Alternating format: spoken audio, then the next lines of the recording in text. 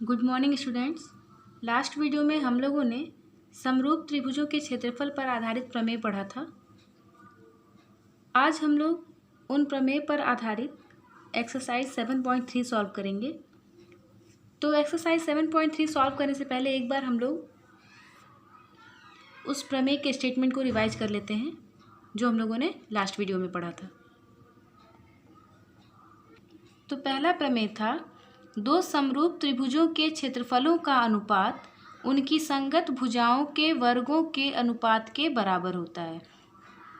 मतलब अगर एक त्रिभुज है ABC और दूसरा है DEF और दोनों ही एक दूसरे के समरूप हैं तो क्या लिख सकते हैं, त्रिभुज ABC का क्षेत्रफल बटा त्रिभुज DEF का क्षेत्रफल बराबर AB square upon DE square बराबर BC square upon EF square बराबर AC square upon DF square. लेकिन ये कंडीशन कब होगी, जब त्रिभुज ABC त्रिभुज DEF के समरूप होगा। प्रमेय 2 है, दो समरूप त्रिभुजों के क्षेत्रफलों का अनुपात उनके संगत शीर्षलंबों के वर्गों के अनुपात के बराबर होता है। देखिए, एक त्रिभुज है ABC, दूसरा है त्रिभुज DEF और इसमें AL त्रिभुज ABC में शीर्षलंब है और DM त्रिभुज DEF का शीर्षलंब है। तो अगर त्रिभुज ABC त्रिभुज DEF के समरूप है तो हम लोग क्या लिख सकते हैं, तो हम लोग लिख सकते हैं त्रिभुज ABC का क्षेत्रफल बटा त्रिभुज DEF का क्षेत्रफल बराबर AL square upon DM square. ऐसे ही तीसरा स्टेटमेंट क्या है, दो समरूप त्रिभुजों के क्षेत्रफलों का अनुपात उनके संगत कोणों के अर्धकों के वर्गों के अनुपात के बराबर होता है। मतलब अगर एक त्रिभुज है ABC, दूसरा त्रिभुज है DEF, जहाँ पर कोण A का अर्धक AX है और कोण D का अर्धक DY है, तो और साथ ही साथ ये भी पता है कि कोण A का संगत कोण क्या है, D, कोण D है। तो अगर ये दोनों त्रिभुज एक दूसरे के समरूप हैं तो हम लोग लिख सकते हैं त्रिभुज ABC का क्षेत्रफल बटा त्रिभुज DEF का क्षेत्रफल बराबर AX square upon DY square. तो अब हम लोग एक्सरसाइज 7.3 सॉल्व करेंगे जो कि इन्हीं प्रमेय को यूज करके हम लोग सॉल्व करेंगे। पहला क्वेश्चन है, मान लीजिए त्रिभुज ABC समरूप है त्रिभुज DEF के और इनके क्षेत्रफल क्रमशः 64 सेंटीमीटर स्क्वायर और 121 सेंटीमीटर स्क्वायर है। यदि EF बराबर 15.4 सेंटीमीटर हो तो BC ज्ञात कीजिए। तो देखिए क्या क्या दिया है, त्रिभुज ABC त्रिभुज DEF के समरूप दिया हुआ है और साथ ही साथ त्रिभुज ABC का क्षेत्रफल दिया है, त्रिभुज DEF का क्षेत्रफल दिया है और EF का मान भी दिया है और हम लोग को निकालना है BC का मान। तो इस थ्योरम को हम लोग लगा सकते हैं। तो इस थ्योरम के अनुसार हम लोग क्या लिखेंगे, त्रिभुज ABC का क्षेत्रफल बटा त्रिभुज DEF का क्षेत्रफल बराबर, हम लोग इन तीनों में से वही टर्म लेंगे जिसकी हमको आवश्यकता है। तो हम लोगों के पास EF दिया हुआ है, BC निकालना है तो हम लोग ये वाला टर्म ले लेंगे। तो हम लोग क्या लिख सकते हैं, त्रिभुज ABC का क्षेत्रफल बटा त्रिभुज DEF का क्षेत्रफल बराबर BC square upon EF square. अब जो वैल्यू दिया गया है वो पुट करके जब हम लोग सॉल्व कर लेंगे तो जब सॉल्व करेंगे तो BC का मान आ जाएगा 11.2 सेंटीमीटर। ऐसे ही क्वेश्चन नंबर 2 और क्वेश्चन नंबर 3 आप लोग खुद सॉल्व कीजिएगा। क्वेश्चन नंबर 4 है, यदि त्रिभुज ABC समरूप है त्रिभुज DEF के और उनके क्षेत्रफल क्रमशः 100 सेंटीमीटर स्क्वायर और 49 सेंटीमीटर स्क्वायर हैं, यदि त्रिभुज ABC का शीर्षलंब 5 सेंटीमीटर हो तो त्रिभुज DEF का संगत शीर्षलंब ज्ञात कीजिए। तो देखिए, दो त्रिभुज है, त्रिभुज ABC और त्रिभुज DEF, और क्या दिया है कि दोनों ही त्रिभुज समरूप हैं। तो हम लोग त्रिभुज ABC का शीर्षलंब AL मान लेते हैं, तो इसके संगत त्रिभुज DEF का शीर्षलंब क्या हो जाएगा, DM। इसमें दिया क्या है, त्रिभुज ABC का क्षेत्रफल दिया है प्रश्न में, त्रिभुज DEF का क्षेत्रफल दिया है और AL का मान दिया है 5 सेंटीमीटर और पूछ रहा है DM का मान। तो हम लोग सेकंड वाला लगा सकते हैं। हम जानते हैं कि दो समरूप त्रिभुजों के क्षेत्रफलों का अनुपात उनके संगत शीर्षलंबों के वर्गों के अनुपात के बराबर होता है। तो हम लोग लिख सकते हैं त्रिभुज ABC का क्षेत्रफल बटा त्रिभुज DEF का क्षेत्रफल बराबर AL square upon DM square, और जो वैल्यू दी गई है वो पुट कर देंगे और DM की वैल्यू आ जाएगी 3.5 सेंटीमीटर। ऐसे ही क्वेश्चन नंबर 5, 6 और 7 आप लोग को स्वयं हल करना है। क्वेश्चन नंबर 8 है, एक समलंब ABCD जिसमें AB समांतर DC है के विकर्ण परस्पर बिंदु O पर प्रतिच्छेद करते हैं। यदि AB बराबर 2CD हो तो AOB और COD के क्षेत्रफलों का अनुपात ज्ञात कीजिए।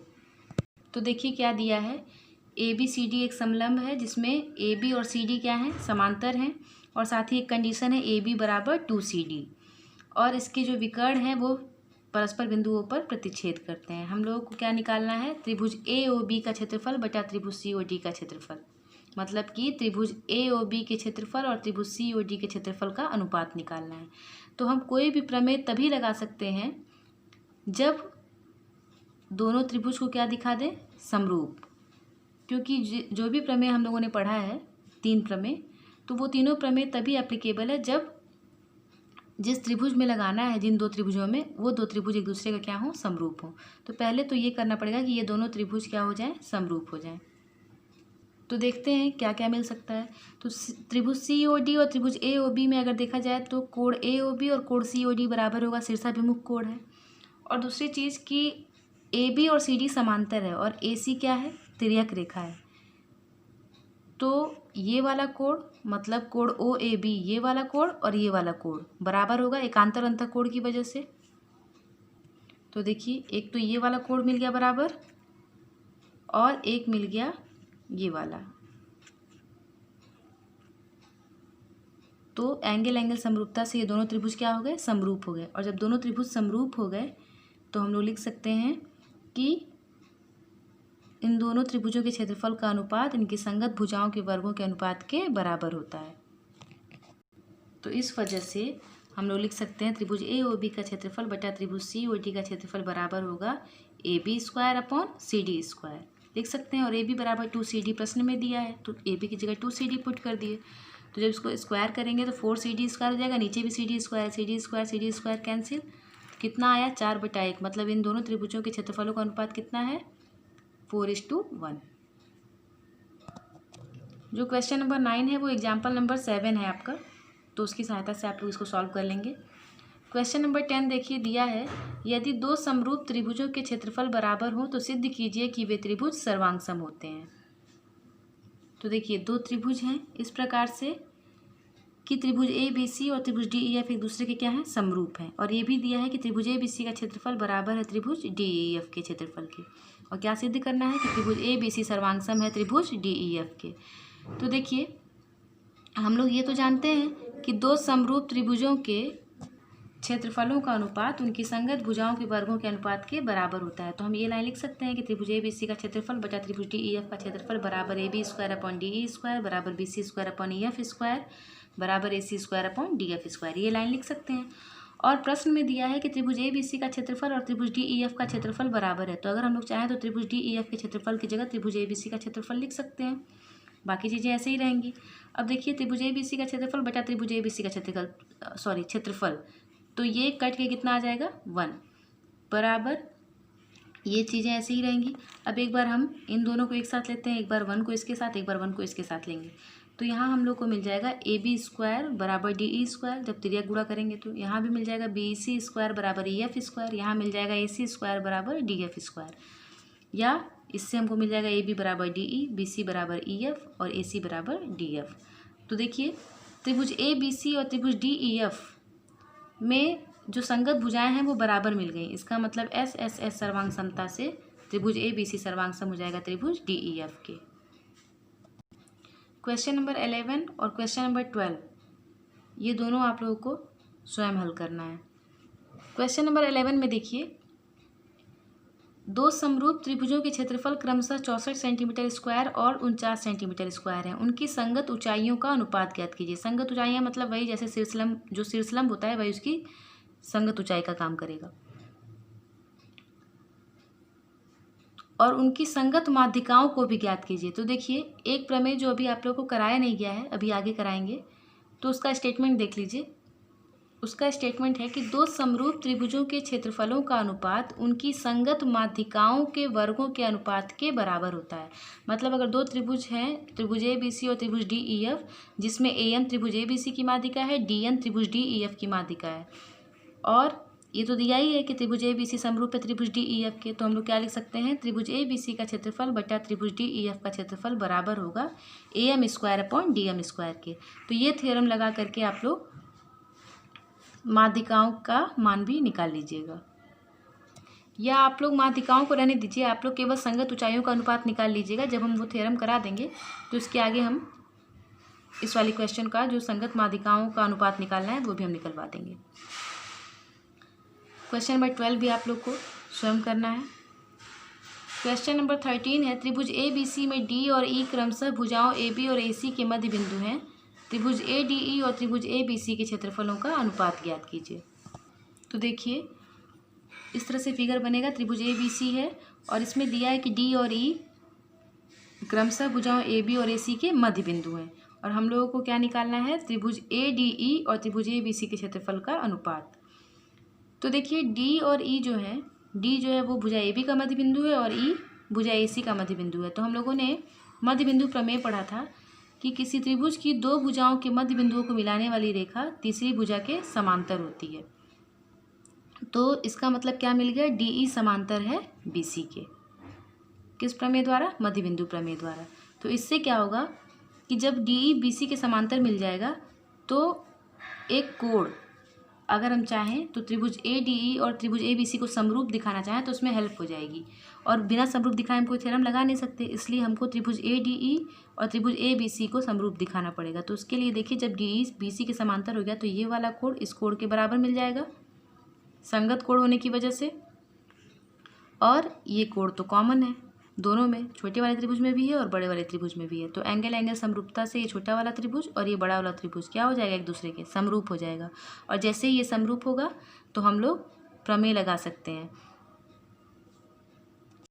तो देखिए पहले मध्य बिंदु प्रमेय द्वारा ये समांतर दिखाया गया है, फिर संगत कोण बराबर हो गए हैं और अब दोनों त्रिभुज को एंगल एंगल समरूपता द्वारा समरूप दिखाने के बाद हम लोग जब थ्योरम लगाए हैं तो लिख सकते हैं त्रिभुज ए डी ई का क्षेत्रफल बटा त्रिभुज ए बी सी का क्षेत्रफल बराबर A D square upon A B square. अब ए बी की जगह हम लोग चाहें तो 2AD लिख सकते हैं। क्यों, क्योंकि जो डी है वो भुजा ए बी का मध्य बिंदु है। अब जब इसको हम लोग सॉल्व करेंगे तो अनुपात मिला है 1:4। क्वेश्चन नंबर 14 है, एक त्रिभुज ए बी सी की भुजाओं ए बी बी सी और सी ए के मध्य बिंदु क्रमशः डी ई और एफ हैं। त्रिभुज डी ई एफ और त्रिभुज ए बी सी के क्षेत्रफलों का अनुपात ज्ञात कीजिए। तो देखिए दिया क्या है कि एक त्रिभुज है ए बी सी जिसमें डी भुजा ए बी का मध्य बिंदु है, ई भुजा बी सी का मध्य बिंदु है, एफ भुजा ए सी का मध्य बिंदु है। और जब मध्य बिंदु को मिलाया गया है तो देखिए एक त्रिभुज बन रहा है डी ई एफ और हम लोग को क्या निकालना है, त्रिभुज डी ई एफ, ये जो त्रिभुज बन रहा है त्रिभुज डी ई एफ और त्रिभुज ए बी सी के क्षेत्रफलों का अनुपात। तो सबसे पहले क्या करना पड़ेगा, सबसे पहले कोई भी थ्योरम अगर हमको यहाँ पे लगाना है तो सबसे पहले क्या करना पड़ेगा, इन दोनों त्रिभुजों को एक दूसरे के समरूप दिखाना पड़ेगा। तो देखिए इसके लिए क्या करेंगे, पहली बात तो ये कि ई भुजा बी सी का मध्य बिंदु है, एफ भुजा ए सी का मध्य बिंदु है। तो अगर त्रिभुज ए बी सी में अगर हम मध्य बिंदु प्रमेय लगाते हैं तो जो ई एफ है वो ए बी के समांतर हो जाएगा और अगर ई एफ ए बी के समांतर होगा मध्य बिंदु प्रमेय द्वारा और लंबाई में उसका क्या होगा, आधा होगा, मतलब ई एफ समांतर होगा ए बी के और ई एफ बराबर होगा हाफ ए बी के, ये मध्य बिंदु प्रमेय कहता है। तो ई एफ जो है अगर ए बी के समांतर है तो हम लिख सकते हैं कि ई एफ बी डी के भी समांतर होगा, लिख सकते हैं। और इसी प्रकार हम ये सिद्ध कर सकते हैं कि जो डी एफ है वो बी ई के समांतर होगा। तो इस हिसाब से बी ई एफ डी या कह सकते हैं हम लोग कि ये एक समांतर चतुर्भुज है। क्यों, क्योंकि इसकी समूह भुजाएं क्या हैं, समांतर हैं। तो एक हम लोग दिखा दिए कि ई एफ समांतर है बी डी के, इसी प्रकार हम ये भी दिखा सकते हैं कि डी एफ जो है बी ई के समांतर है। तो बी ई डी एफ क्या हो जाएगा, एक समांतर चतुर्भुज हो जाएगा। अब जैसे हम लोग बी ई एफ डी एक समांतर चतुर्भुज हो जाएगा और जैसे ये एक समांतर चतुर्भुज है उसी तरीके से हम लोग डी ई एफ ए को भी हम लोग क्या प्रूव कर सकते हैं कि ये एक समांतर चतुर्भुज है। अब ऐसा क्यों किया गया है, देखिए हमको त्रिभुज डी ई एफ और त्रिभुज ए बी सी को समरूप दिखाना है। तो उसके लिए जब हम लोग ये दिखा दिए कि बी ई एफ डी एक समांतर चतुर्भुज है तो हम लोग कह सकते हैं कि जो कोण बी है वो कोण एफ के बराबर होगा, क्योंकि समांतर चतुर्भुज के सम्मुख कोण बराबर होते हैं। और जब हम लोग ये दिखा दिए कि DEFA भी एक समांतर चतुर्भुज है, तो हम लोग ये दिखा सकते हैं कि जो कोण A है वो कोण E के बराबर होगा। तो देखा जाए तो त्रिभुज DEF के दो कोण त्रिभुज ABC के दो कोणों के बराबर मिल गए, तो हम लोग एंगल समरूपता लगा सकते हैं। यही वजह है कि हम लोगों ने शुरू में क्या दिखाया कि BEFD एक समांतर चतुर्भुज है और DEFA भी एक समांतर चतुर्भुज है। तो देखिए इस तरीके से त्रिभुज DEF और त्रिभुज ABC क्या हो गया, समरूप हो गया। तो जब समरूप हो गया तो अब हम लोग इसमें प्रमेय लगा सकते हैं। तो जब हम लोगों ने इसमें प्रमेय लगाया तो हम लोग लिख सकते हैं त्रिभुज DEF का क्षेत्रफल बटा त्रिभुज CAB का क्षेत्रफल बराबर EF square upon AB square. अब EF की जगह हम लोग हाफ AB लिख सकते हैं। मध्य बिंदु प्रमेय द्वारा हम लोगों ने यहाँ निकाला था कि EF बराबर हाफ AB होगा। तो जब EF की जगह हाफ AB लिखेंगे और उसका वर्ग करेंगे तो आएगा 1/4 AB स्क्वायर और नीचे भी क्या है AB स्क्वायर। तो AB स्क्वायर से AB स्क्वायर कैंसिल। तो त्रिभुज DEF का क्षेत्रफल और त्रिभुज ABC के क्षेत्रफल का अनुपात कितना आया, 1:4। तो आप लोग अपनी कॉपी में एक्सरसाइज 7.3 के क्वेश्चन नंबर 14 तक कंप्लीट कर लेंगे। इसके आगे आप लोग को नेक्स्ट वीडियो में बताया जाएगा।